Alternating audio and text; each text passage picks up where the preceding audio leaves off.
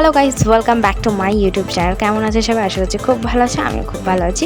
তো আজকে তোমাদের দেখাবো একটু মোচা দিয়ে অন্য কিছু, মানে মোচার চপ। অনেক কিছু খেয়েছো, বাট এটা খেয়ে দেবো, ভালো লাগবে। তো তোমরা দেখছো এখানে কড়াই সাদা জিরে দেওয়া আছে, এখানে আদা কুচি দিয়ে দেওয়া হলো, আর এখানে কাঁচা লঙ্কা কুচি কিন্তু দিয়ে দেওয়া হলো। দিয়ে কিন্তু সব দিয়ে একটু ভালো করে ভাজা ভাজা তোমরা করে নেবে।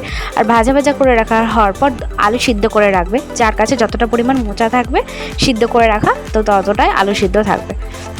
আমাদের এখানে অল্প করে করা ছিল, তো সেই জন্য আমাদের এখানে আলুটাও দুটো আলু সিদ্ধ করা ছিল। আর এই যে মোচা সিদ্ধ করে কিন্তু তোমরা রেখে দেবে, রেখে দিয়ে ভালো করে জল ঝরিয়ে চিপে রাখবে।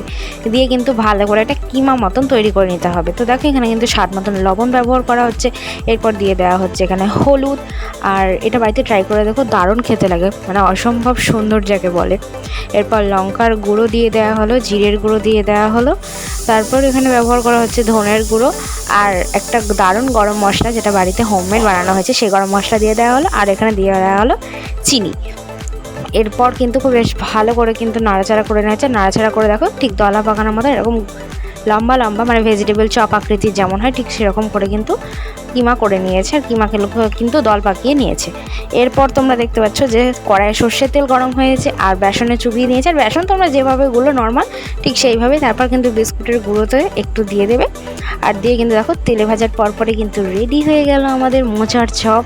তো দারুণ খেতে হয়, খুব দারুণ টেস্টি হয়।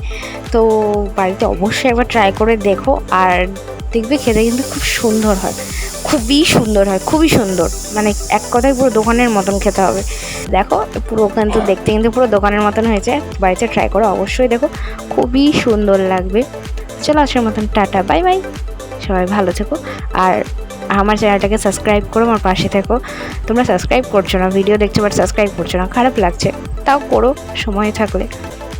আর ভিডিওটাতে লাইক দিও, হ্যাঁ, যদি ভালো লেগে থাকে তাহলে অবশ্যই মনে করো একটা লাইক কিন্তু দিয়ে দিও। লাইক দিতে কিন্তু ভুলো না।